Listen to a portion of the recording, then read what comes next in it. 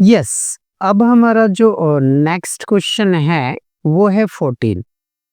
सबसे पहले हमने ऊपर हेडिंग लिखा बैंक रिकंसिलिएशन स्टेटमेंट, ठीक है।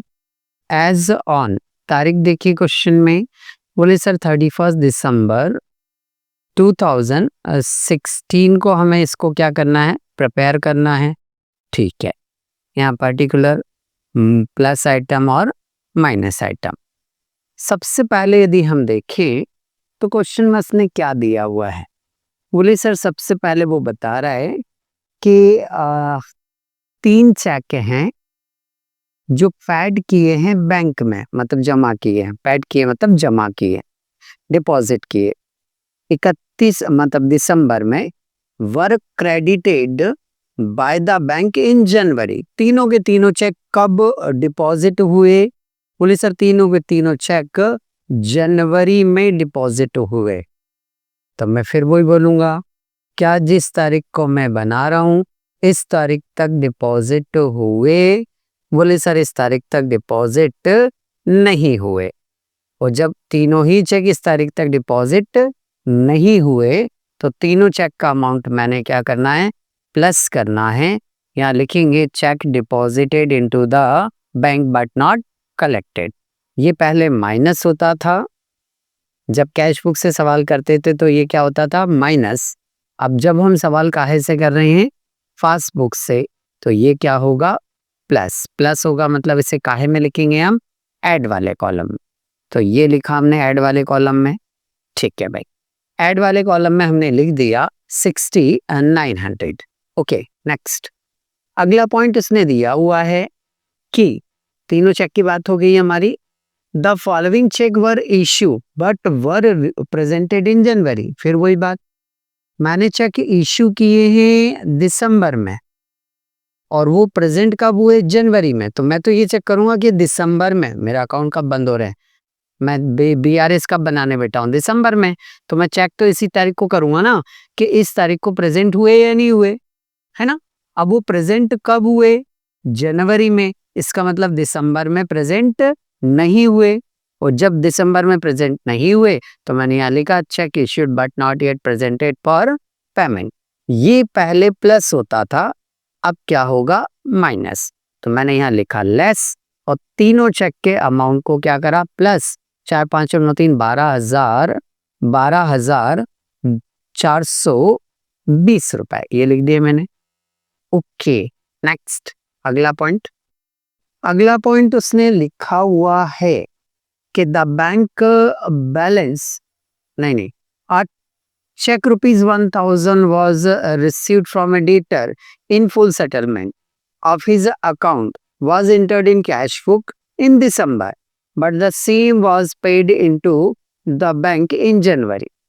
किसी ग्राहक से मेरे को 1000 रुपए का चेक मिला, मैंने उस चेक को बैंक के नामे भी लिख दिया। बैंक के नामे लिख दिया मतलब चेक को बैंक में डेबिट कर दिया।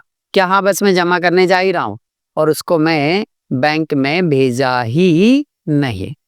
ओके, चेक बैंक के नाम में तो लिख दिया, चेक बैंक के नाम में तो लिख दिया, मतलब डेबिट साइड में तो लिख दिया हमने।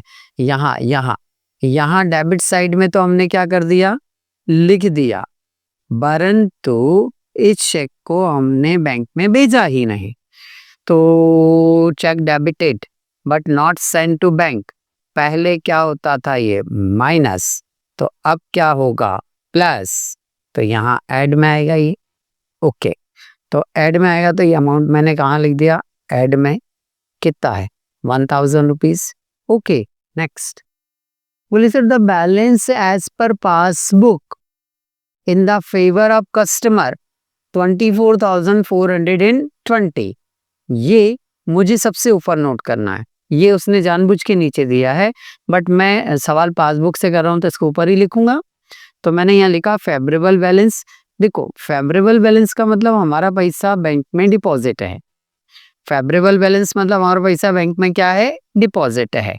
तो मैंने लिख दिया favourable balance as per passbook, bracket में डिपॉजिट लिख लिया हमने ताकि हमें समझ में आए।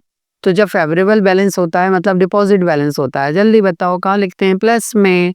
तो ये लिखा हमने प्लस में, ठीक है। सारी एंट्री हमारी कंप्लीट हो गई। अब हम क्या करेंगे, टोटल लगाएंगे। तो चलो इसकी टोटल लगाते हैं। सबसे पहले ये जो प्लस वाला कॉलम है इसकी टोटल लगा लेते हैं हम। कितनी आ रही है? बोले सर प्लस वाले कॉलम की टोटल आ रही है 24,630 और 31 और 32,320 रुपए। अच्छा, क्रेडिट में तो एक ही अमाउंट है बस। कितनी अमाउंट है? एक ही अमाउंट है। तो ये एक अमाउंट की टोटल ऐसी आ जाएगी। ओके, फिर क्या करते हैं हम? बोले सर बड़ी वाली जो टोटल है, बड़ी वाली जो टोटल है इसमें से छोटी वाली टोटल जो है उसको लेस करेंगे। तो जैसे इसे क्या करेंगे हम, ये प्लस की टोटल है और ये माइनस की टोटल है, तो इसका निकालेंगे आप डिफरेंस। तो चलो लेस करो। लेस करने पे डिफरेंस कितना आ रहा है? बोले सर 19,900 रुपए आ रहा है। तो ये 19,900 किस तरफ लिखोगे? जहाँ की टोटल ज्यादा होगी। तो मेरी टोटल ज्यादा कहाँ की है? प्लस की है। तो प्लस के कॉलम में कितना लिख देंगे हम? 19,900 रुपए, ये लिखे हमने। अच्छा, फिर रिपीट कर रहा हूं मैं। जब मैं अमाउंट प्लस में लिखता हूं तो इसका मतलब क्या होता है? बोले सर इसका मतलब डिपॉजिट होता है। इसका मतलब क्या होता है? डिपॉजिट होता है। और जब ये अमाउंट डिपॉजिट है, जब ये अमाउंट डिपॉजिट है तो ये किस नाम से लिखाएगा यहाँ पर? डिपॉजिट। बैलेंस एज पर जब मैं सवाल पासबुक से करता हूँ तो मेरे आंसर को मेरे को काहे से मेंशन करना है? कैश बुक से। तो ये लिख दिया मैंने, deposit balance as per cash book. और कैश बुक का डिपॉजिट बैलेंस मतलब डेबिट बैलेंस होता है, तो मैं यहाँ डेबिट भी लिख सकता।